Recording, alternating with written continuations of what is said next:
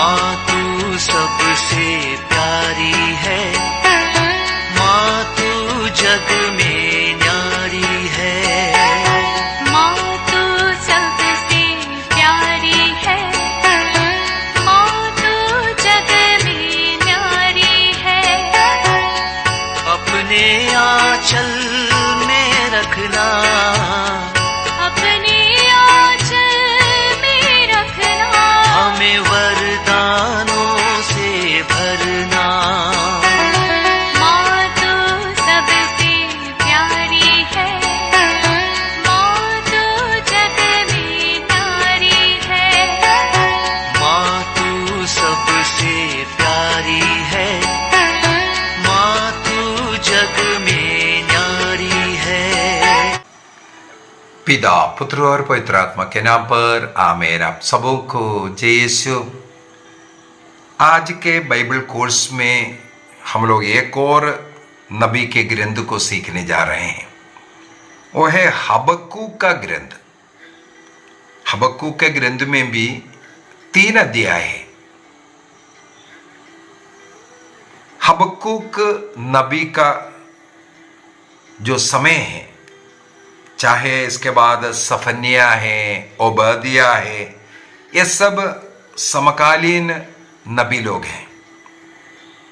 राजाओं का दूसरा ग्रंथ अध्याय 21 से लेकर के अध्याय 23 तक,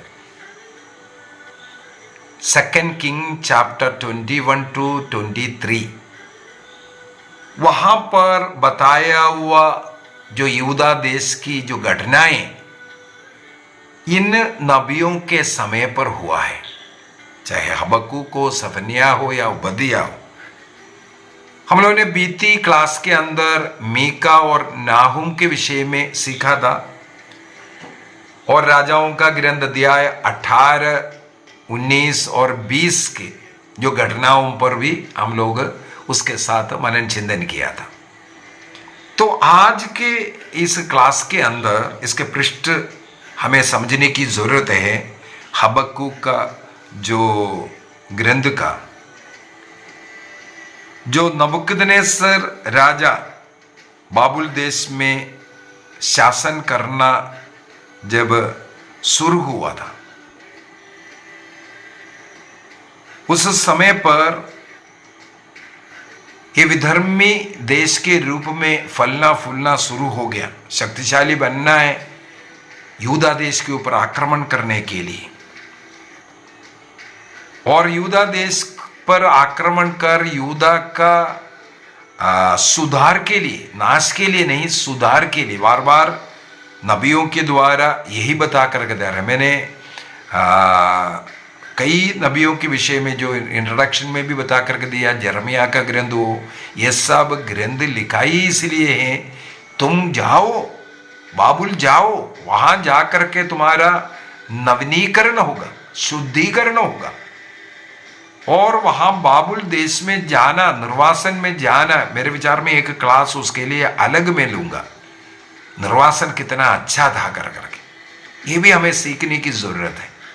तो ये सब बता करके देने का जो समय है, और यहूदा देश के जो पाप, जो मूर्ति पूजा का पाप हो या अन्य देवी देवताओं के प्रति जो उनका भक्ति रहा हो, विशेषकर राजा आहाज के विषय में हम लोगों ने सीख चुका है।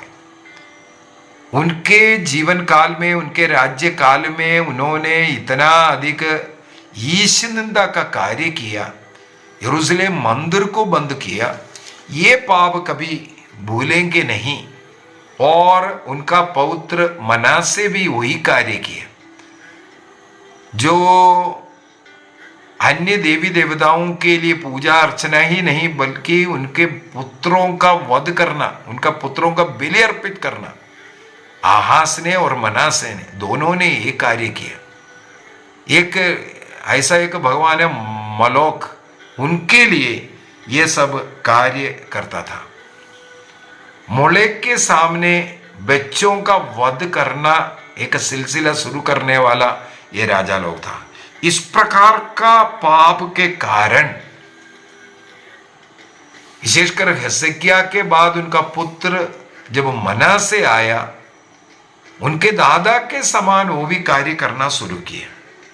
उसने कुछ भी अपने पिता हिजकिय्याह के समान नहीं किया, बल्कि पाप का जिंदगी जीने वाला व्यक्ति। उसका पाप का एक और उदाहरण है, उनको एक पुत्र जन्म लिया मनासे को। उसने उनका नाम अम्मोन रखा, क्योंकि वहां का एक देश का नाम है अम्मोन, अम्मोनी लोग। उस अम्मोन उसने अपना पुत्र का नाम लिखा। इसके बाद अम्मोन भी राजा बनकर के आ रहा है।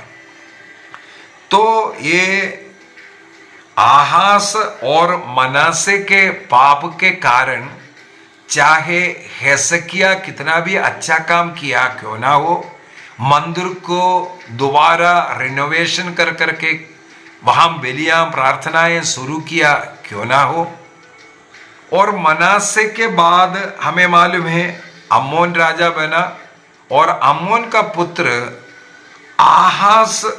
जोशिया राजा बना।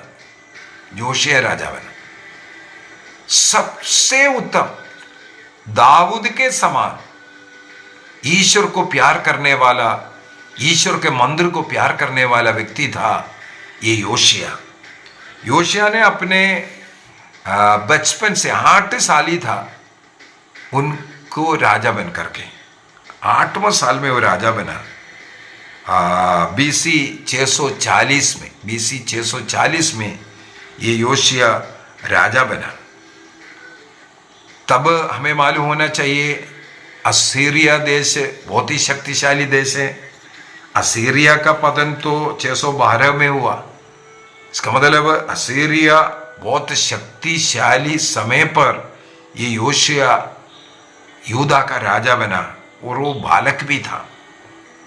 फिर भी इसने ईश्वर के प्रति ईमानदार बने रहने के कारण, और यहूदा देश के, मैंने बोला था राजाओं के जो लिस्ट के अंदर कुल मिलाकर के 8 राजा लोगों के विषय में बताते हैं कि वे अच्छा कार्य किया करके, लेकिन उनमें से केवल एक ही राजा है जो ईश्वर के सामने, ईश्वर के नजर में कोई पाप नहीं करने वाला, वो है यही योशिया। और इस योशिया के समय पर असूर के राजा यसारहदन, मैंने पिछले क्लास के अंदर वो कहानी बता करके दिया था। सेन्नाकरीब का मृत्यु के बाद इस यसारहदन राजा बनते हैं, और ये मिस्र देश से थोड़ा लड़ने के गया, उसका भी मृत्यु हो गया। इसके बाद उनका पुत्र राजा बना, लेकिन वो बिल्कुल आराम फरमाने वाला था। उनके कारण वहां पर असीरिया का पतन होता हुआ 612 में। तो राजा योशिया उस समय पर यहूदा देश में था, और 609 में योशिया का भी मृत्यु होता है। ये कैसे हुआ? योशिया के जो शासन काल में असीरिया देश, मिस्र देश बहुत शक्तिशाली हो रहा था, और मिस्र देश यहां वहां जाकर के कई देशों को हराना, ये हबक्कूक का ग्रंथ में और सफन्याह के ग्रंथ के अंदर सब इसी के विषय में लिखा हुआ है। वहां पर इजिप्ट, मिस्र देश का फरो नेको सेकंड वो राजा था। वो बाबुल देश के साथ लड़ने के लिए भी गया, लेकिन बाबुल देश इस नेको को पराजित किया। नेको भाग करके वापस जा रहा था। कहां होकर के? इस यहूदा देश होकर के जा रहा था। तो उनका नजर यहूदा देश और मंदिर की ओर होगा। अभी और मार खा करके आया हुआ व्यक्ति है, इसने सोचा अभी जाकर के यहूदा को कब्जा कर दे। तो ये राजा योशिया 31 वर्ष हो गया अभी राजा बन करके, इसका मतलब 8 साल हो गया था, 39 साल का है, छोटा बच्चा नहीं है अभी, 31 साल के बाद की घटना बोल रहा हूं। तो मिस्र देश के इस राजा नेको सेकंड का सामना करने के लिए यूदा का राजा योशिया आगे बढ़े। तो उस नेको ने योशिया का वध कर दिया। इस प्रकार उनका मृत्यु हो रहा है 609 में। इस प्रकार इजिप्ट देश का, मिस्र देश का अधीन में यूदा देश जा रहा है। क्या कारण है? राजा योशिया को उसने मार डाला। योशिया का 3 बच्चे हैं। हमें मालूम योशिया के बाद जो राजा बनकर के आने वाला शल्लुम है, एलियाकीम है, ज़दकिया है। हम लोगों ने राजाओं के इतिहास के अंदर भी इसके विषय में मनन चिंतन किया है। तो नेको ने क्या किया? इस राजा का वध करने के बाद यरूशलेम को अपने कब्जे किया और उनका ही पुत्र शल्लुम को वहां का शासक बनाकर रखा।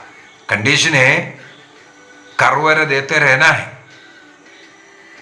तो राजा लोग उन दिनों में ऐसे ही करता था, केवल कर चाहिए, पैसा चाहिए, उसके लिए किसी भी देश के ऊपर आक्रमण करते हैं।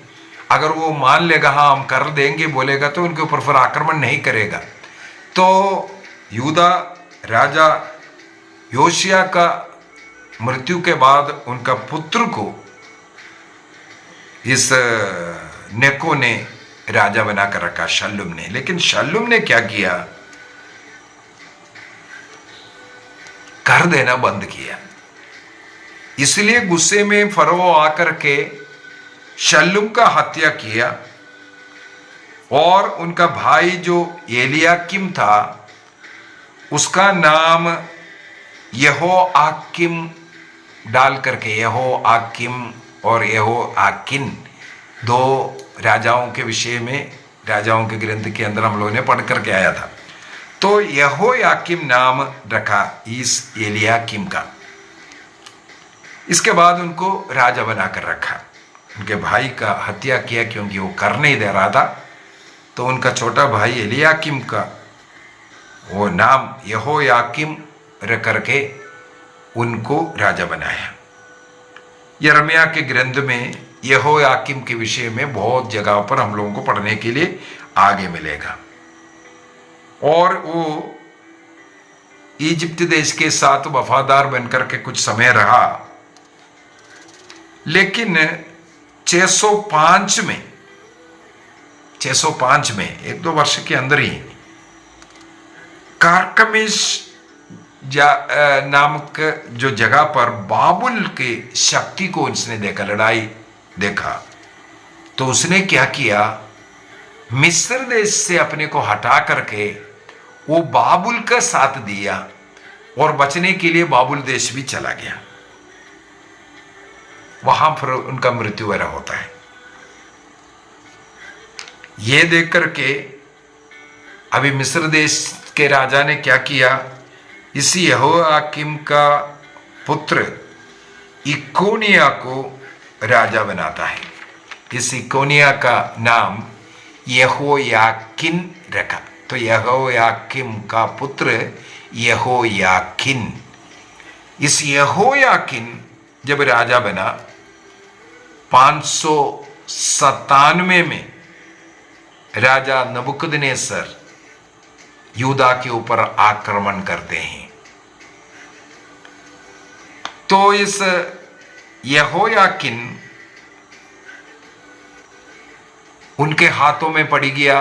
राजा नबूकदनेस्सर उसको बंदी बना करके बाबुल देश में लेकर के गया। मंदिर के इतिहास बताते वक्त इस यहोयाकीम का नाम मैंने लिया था।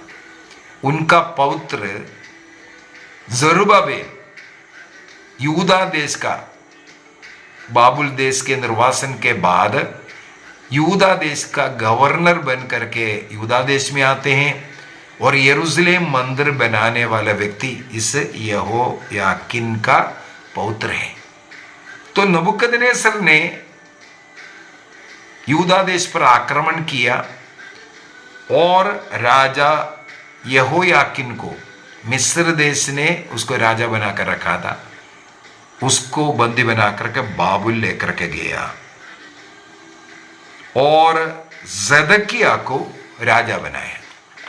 देखो योशिया का तीसरा बेटा अभी जदकिया राजा बनता हुआ हम लोग पा रहे हैं।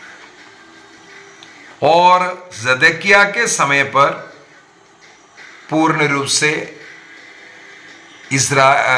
यूदा देश बाबुल के निर्वासन में जाते हैं 546 में, 86 में, 586 में, 586, 86, 87 इस समय पर नबूकदनेस्सर के द्वारा उनके ऊपर आक्रमण करना। और जदकिया का भी हमें मालूम होना चाहिए, इस प्रकार का ये आक्रमण से डर करके जदकिया एदोम देश से सहायता मांगा, लेकिन एदोम देश सहायता देने के जगह बाबुल के राजा नबूकदनेस्सर को एक खबर दिया, तुम्हारे ये जो राजा तुमने जदकिया को बनाया वो जदकिया तुम्हारे विरुद्ध है और हमारा मदद मांग रहा है। तो ये कहानी हम लोगों को ओबदिया का ग्रंथ के अंदर ये सब मिलेगा। एदोम जो है सदकिया का चुगली करता है। तो इस प्रकार राजा नबूकदनेस्सर आते हैं इनको कब्जा करने के लिए सदकिया को। तब सदकिया भाग जाते हैं, वहां से यरूशलेम की ओर भागते हैं। वो भागने वाला उस राजा को भी दिखा करके दिया नबूकदनेस्सर को, देखो ये भाग रहा है बोल करके, ये एदोमी लोग। तब जदकिया को गिरफ्तार करते हैं, उनके आंखों को निकालते हैं, इसके बाद बंदी बना करके उसे यूदा देश लेकर के जाते हैं। ये सब कहानियां हमें ओबदिया के ग्रंथ में भी पढ़ने के लिए मिलता है। तो इस प्रकार आखिरी यूदा देश के राजा जदकिया और यूदा देश बाबुल के निर्वासन में जाने का ये कहानी हम लोगों को इसको पृष्ठ में याद करते हुए ही हबक्कूक का ग्रंथ, सफनिया का ग्रंथ, ये सब पढ़ना है। तो हबक्कूक के ग्रंथ के अंदर 3 चैप्टर है, एक प्रकार का विलाप का ग्रंथ बोल सकता है, क्योंकि जो घटना यहाँ हो रहा है उसी के विषय में तो लिखा है। इसलिए हबक्कूक के 3 चैप्टर जो है बिल्कुल विलाप है, लमेंटेशंस कहते हैं उसको। इसी प्रकार यिर्मयाह का ग्रंथ अध्याय 11 से अध्याय 20 तक, यिर्मयाह अध्याय 11 वाक्य 20 तक इसी प्रकार लमेंटेशन है। बारूक के ग्रंथ में भी हमें मिलेगा, वही भी शोक है, शोक ग्रंथ तो शोक है ही। तो इस प्रकार अनेकों जगह पर यिर्मयाह का ग्रंथ अध्याय 8 से 10 तक वहां पर भी विलाप मिलेगा। और जो 11 से आगे जो है उसके अंदर विलाप करते हुए अपने पापों को स्वीकारने वाला यूदा देश के विषय में। तो ये सब लमेंटेशन भी जो नबियों का जो प्रोफेसी का मैंने बोला है एक तरीका है, एक लिटर्जिकल फॉर्म है ये भी। तो हबक्कूक का ग्रंथ अध्याय 1 वाक्य 1 से लेकर के अध्याय 2 वाक्य 4 तक पढ़ेंगे। वहां पर हम लोगों को यही विलाप पढ़ने के लिए मिलता है। अध्याय 1 का वाक्य 1 में लिखा है, दिव्य दर्शन में जब हबक्कूक को प्राप्त ईश्वर की वाणी बोल करके पहली जो विलाप है। इसके बाद एक प्रवचन है, इसके बाद दूसरी उपदेश है, इसके बाद उसके ऊपर दूसरा प्रवचन है। तो इस प्रकार तीनों अध्याय को लिखा हुआ हम पाते हैं। दूसरी बात, यिर्मयाह का ग्रंथ अध्याय 4 और 5 में ईश्वर उत्तर भाग से, नॉर्थ भाग से यूदा देश की ओर एक शत्रु को भेजने के विषय में भी भविष्यवाणी कर रखा है। ये इसी के विषय में है। हबक्कूक का ग्रंथ अध्याय 2 वाक्य 5 से इस प्रकार का ये जो विलाप की बातें बता रहा है, उसका उत्तर भी आंसर के रूप में भी बता करके दे रहा है। तो फिलिस्तीय देश का अश्कलोन जो यूदा देश में था, यूदा देश से धीरे धीरे जाने के विषय में सबसे पहले अश्कलोन जा रहा है। इस प्रकार धीरे धीरे एक एक प्रदेश बाबुल देश कब्जा कर करके ले रहा है। अर्थात हबक्कूक के द्वारा ये बता करके दे रहा है, इस्राएल के नेताओं का, पुरोहितों का, राजाओं का गलती के कारण उनका देश धीरे धीरे एकदम आकर के बाबुल आक्रमण नहीं किया, कुछ प्रदेशों को अपने कब्जे में करना, जैसे मैंने बोला ये अश्कलोन सबसे पहले कब्जा में ले लिया, इसके बाद धीरे धीरे फिर आक्रमण कर करके और एक प्रदेश आक्रमण किया। इस प्रकार धीरे धीरे आकर के 586 में आकर के यरूशलेम को कब्जा करते हैं और यरूशलेम को जलाते हैं, मंदिर को जलाते हैं। ये सब हम लोगों को पढ़ने के लिए मिलेगा। और अध्याय 3 के अंदर चाहे कितना भी दिक्कतें, कष्ट, पीड़ाएं आने दो, फिर भी यदि ईश्वर पर हम आश्रित रहेंगे, भरोसा करेंगे, हम जीवन में आनंद बनाएंगे। जीवन में कितना भी ऐसा देश आक्रमण करने दो, दुश्मन लोग आने दो, फिर भी वहां पर एक आश्वासन मिलने के विषय में बता कर दे रहा है। यदि हम लोग अध्याय 3 को पढ़ेंगे, हबक्कूक का ये भजन को, किस प्रकार ईश्वर से मुक्ति प्राप्त करेगा इसके विषय में। अध्याय 3 का वाक्य 1 से 3 तक ये वचन जो है पहला प्रार्थना है।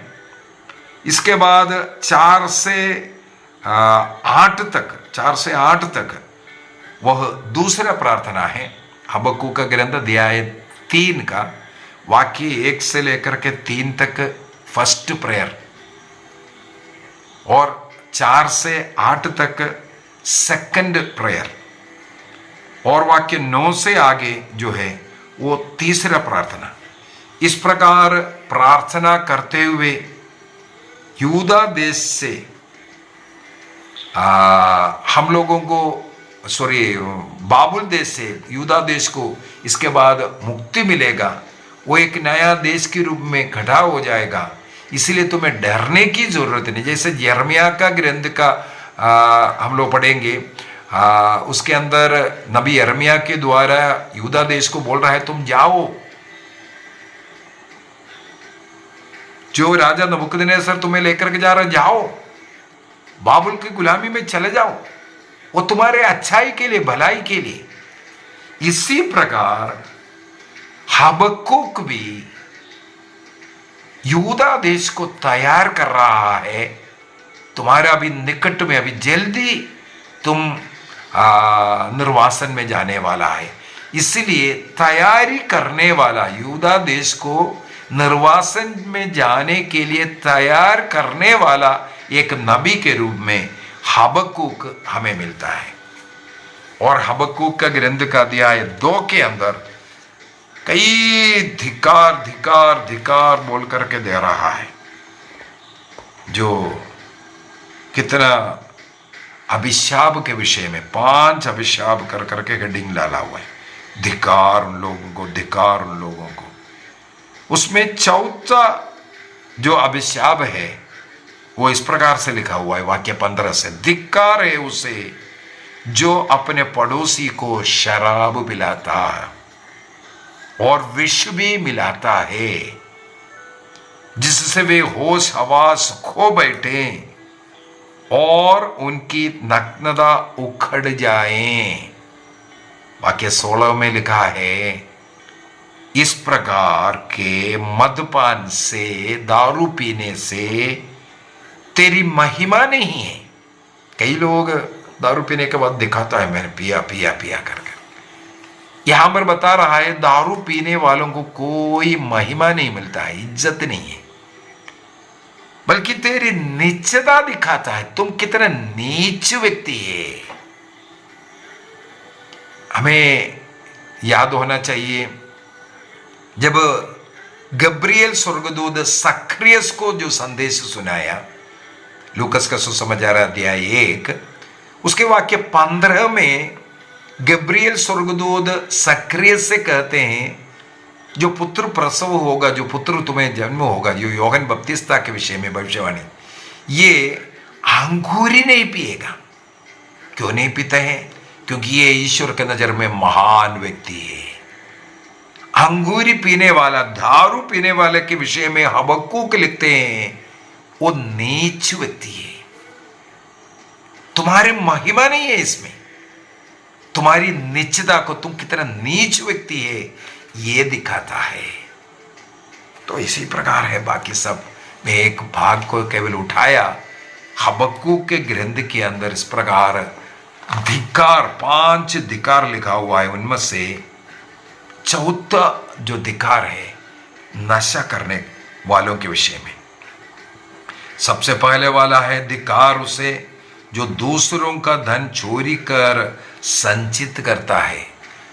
जो यूदा देश में लोगों के बीच में जो उनका अनादर हो रहा है, गरीबों का शोषण हो रहा है, इस प्रकार यूदा देश के अंदर जो राजा लोग गरीब, निर्धन, दुखित पीड़ितों को आश्वासन देने के जगह अमीर लोग आकर के उन गरीबों को और गरीब बना रहा है। इस प्रकार का जो भविष्यवाणी के द्वारा उनको कोस रहा है। और सेकंड जो धिक्कार है, वाक्य 9 में हम लोग पढ़ सकते हैं, धिक्कार है उसे जिसने लूट के धन से अपने घर को, दूसरों को लूट करके। देखो इसके बाद तीसरे में वाक्य 12 में लिखा है, धिक्कार है उसे खून पर नगर बना रहा है, मतलब लड़ाई झगड़ा। इसके बाद 5वां, चौथा तो शराब के विषय में, 5वां धिक्कार है, धिक्कार है उसे जो लकड़ी से बनी प्रतिमा से कहता है जागो, मूर्ति पूजा। सत्य ईश्वर जीवित प्रभु को छोड़ करके जो मिट्टी के बना हुआ, पत्थर से बना हुआ, लकड़ी से बना हुआ मूर्तियों से, उस मूर्ति ईश्वर है बोल करके उसकी पूजा करने वाला, सोना चांदी उसके ऊपर डाला हुआ है, उनकी ओर देख करके उसको ईश्वर मानने वालों को धिक्कार कहते हैं। मतलब ये जो 5 धिक्कार, जो अभिशाप, यही कारण इस्राएल का, यूदा देश का पतन का कारण बता करके दे रहा है। और जैसे हबक्कूक इस प्रकार बोलने के बाद आखिरी में अध्याय 3 के अंदर प्रार्थना कर रहा है, और यूदा देश पुनः, चाहे कितना भी बड़ा पाप क्यों ना किया हो, पुनः खड़े होने के विषय में। और तुम्हें डरने की जरूरत नहीं, तुम पहले निर्वासन में जाओ, वहां पर अपने को शुद्ध कर करके वापस आना है। ये आश्वासन के साथ उनको भेजने के लिए तैयार करने वाला व्यक्ति है हबक्कूक। आइए हम अपनी आंखें बंद करें।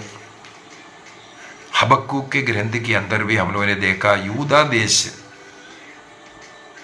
जैसे इस्राएल नॉर्थर्न पार्ट नष्ट हो चुका है, उसी प्रकार यूदा देश भी नष्ट होगा। नष्ट नहीं होगा, लेकिन निर्वासन में जाना पड़ेगा। ये बता करके देने वाला व्यक्ति है हबक्कूक। हमें भी इसे सीखने की जरूरत है। जिस प्रकार सोशल इनजस्टिस इन नबियों का ग्रंथ में इस्राएल का पतन और यूदा देश का पतन का दो मुख्य कारण, एक मूर्ति पूजा, दूसरा सोशल इनजस्टिस। जो जनता है उनको न्याय नहीं मिल रहा है, उनके साथ अन्याय करना, सोशल इनजस्टिस। दूसरा सत्य ईश्वर को छोड़ करके अन्य देवी देवताओं का पूजा करना। बाइबल के अंदर जहां कहीं भी पूजा, मूर्ति पूजा जो लिखा हुआ है या किसी भी मूर्ति बनने के विषय में लिखा हुआ है, वो सत्य ईश्वर को छोड़ करके किसी और को ईश्वर बनाने को ही लिखा है। यहां पर भी हम लोगों ने यही देखा, लकड़ी से मूर्ति बना रहा है, उसके ऊपर सोना चढ़ा रहा है, इसके बाद उससे बातें कर रहा है, प्रार्थना कर रहा है, तुम जाग, तुम हमें बचाओ। जिस मूर्ति को स्वयं मनुष्य उठा करके चलना है, उस मूर्ति से मनुष्य बोलता है हमें बचाओ। इस प्रकार का पाप के कारण यूदा देश निर्वासन में जाना पड़ेगा, ये हबक्कूक बता करके दे रहा है। हमें ऐसे पापों से दूर रहना है, मूर्ति पूजा से दूर रहना है और सोशल इनजस्टिस, अन्याय के पाप, इससे हमें बचना है। प्रभु हम सबों को आशीष दे, पिता, पुत्र और पवित्र आत्मा के नाम पर आमीन। आप सबों को जय यीशु।